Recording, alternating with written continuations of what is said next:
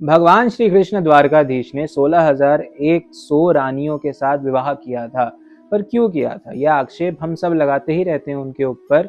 जो इस तथ्य को नहीं जानते हैं वो तो पूरी तरीके से ही लगाते हैं। आइए इसको हम जान भी लेते हैं, समझ भी लेते हैं। मैं आदित्य राज गुप्ता आप सभी का देवालय रिचुअल्स यूट्यूब चैनल में हार्दिक स्वागत करता हूँ। तो कहानी ऐसी आती है कि भौमासुर या नरकासुर नाम का एक राक्षस था, जिसने वरुण के छत्र को, इंद्र के मणियों को और सब देवताओं की चीजों को चुरा चुरा के देवताओं को परेशान कर लिया था। और उसी तरीके से वह राजा रानियों के यहाँ जाके भी राजाओं से युद्ध करता था और उनके यहाँ की स्त्रियों को उठा के ले आता था, बंदी बना देता था।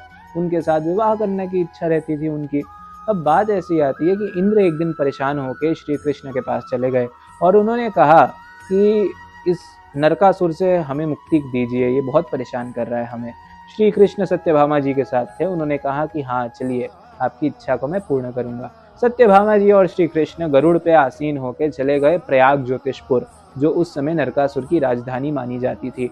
वहां पे मूर नाम का एक दैत्य था, वो रक्षा करता था उस नगर की। तो कहते हैं कि श्री कृष्ण ने मूर दैत्य को मार दिया। फिर नरकासुर और श्री कृष्ण के बीच घमासान युद्ध हुआ। अब यहाँ पे दो चीजें आती है। विष्णु पुराण, भागवत पुराण में ये लिखा हुआ है कि श्री कृष्ण ने नरकासुर को मार दिया अपने सुदर्शन चक्र से। दूसरी कहानी ये आती है किसी फोक टेल में या लोक परंपरा में कि नरकासुर को ये अभिशाप था ब्रह्मा जी का कि भाई तुमको तुम्हारी माँ को छोड़ के और कोई नहीं मार सकता। तो सत्यभामा जी जो थी वो भूमि देवी की ही अवतार थी या भूमि देवी ही थी। तो इसीलिए वहां पे सत्यभामा जी नरकासुर का वध कर देती है।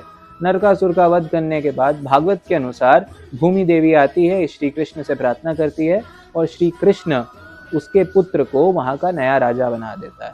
अब बात आती है कि जो 16,100 महिलाओं को उसने कैद करके रखा था, सब मणियां तो देवताओं को लौटा दी जो जो उठा के लाया था। अब उनको कहाँ कैसे लेके जाए, समाज में दे वर नॉट एक्सेप्टेबल। अब श्री कृष्ण के साथ उन सब ने विवाह करने का संकल्प कर लिया और कहते हैं श्री कृष्ण ने भी 16,100 रूपों में खुद प्रकट होके उनके साथ विवाह किया। अभी आप सब ये क्वेश्चन कर सकते हो कि 16,100 प्लस जो उनकी 8 पटरानियां थी, उन सब के साथ श्री कृष्ण द्वारका में कैसे रहते थे। ये क्वेश्चन जो है नारद जी के मन में भी आया और नारद जी ये चेकिंग करने के लिए एक दिन द्वारका में आ गए। वो सबसे पहले रुक्मिणी जी के महल में गए।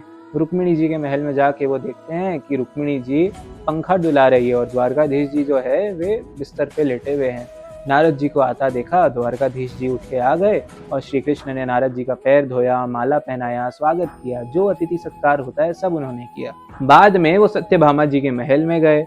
वहां पे वो देखते हैं कि वहां पे वे उद्धव के साथ पासे खेल रहे हैं, मतलब चौसर का खेल खेल रहे हैं। ऐसे ही अलग अलग जगह जाते हैं और देखते हैं कहीं वे अपने बच्चों के साथ खेल रहे हैं, कहीं वे अपनी पटरानी के साथ बैठ के बातें कर रहे हैं, कहीं हंस रहे हैं, मुस्कुरा रहे हैं।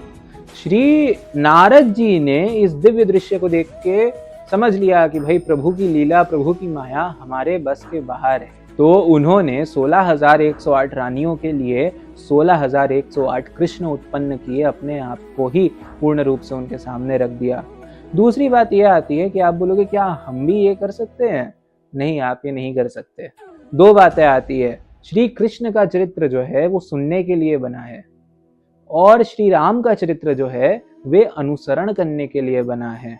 विचारणीय चरित्र और अनुसरण करने वाला चरित्र दो चीजें होती है। आप एक चरित्र, एक लीला के बारे में सोचोगे, समझोगे, बार बार विचार करोगे तो आपकी मुक्ति हो जाएगी। और श्री राम की लीला के बारे में सोचोगे, उसका अनुसरण करोगे तो आपकी मुक्ति हो जाएगी। श्री कृष्ण की लीला के बारे में सोचना है, उसका गान करना है, उसके अपने आप मधुरता में खो जाना है और श्री राम की लीला का अनुसरण करना है। यही श्री कृष्ण और श्री राम के बीच का एक छोटा सा अंतर है जो हमें उनके भक्त होने के हिसाब से समझना चाहिए। तो ये थी श्री कृष्ण की 16,108 पटरानियों का रहस्य। भगवान श्री कृष्ण परब्रह्म स्वरूप है, सच्चिदानंद घन है, सत्यम ज्ञानम अनंतम ब्रह्म है। वे अनंत है, वे असीम है। वो चाहे तो कोटि कोटि रूप प्रकट करके हर किसी के साथ रह सकते हैं, पर हम अभी मायाबद्ध जीव है। हमें अपने स्वरूप का ज्ञान नहीं। और जब ब्रह्म स्वरूप का ज्ञान हो जाएगा, जब हम ब्रह्मानंद में चले जाएंगे, तो हमें ये सब चीज़ की आवश्यकता पड़ेगी नहीं। श्री कृष्ण पे आक्षेप लगा के कोई फ़ायदा नहीं है। यदि आपके मन में कोई भी प्रश्न हो, कोई भी जिज्ञासा हो, या आप कुछ जानना चाहते हो, तो कमेंट कर दीजिएगा। मुझे बड़ा आनंद आता है आप सबके कमेंट्स का रिप्लाई करके। वीडियो लाइक कर दीजिएगा, पसंद आए तो शेयर कीजिएगा, और चैनल में नए हो तो सब्सक्राइब कर दीजिएगा। जय द्वारिकाधीश, हर हर महादेव, राधे राधे।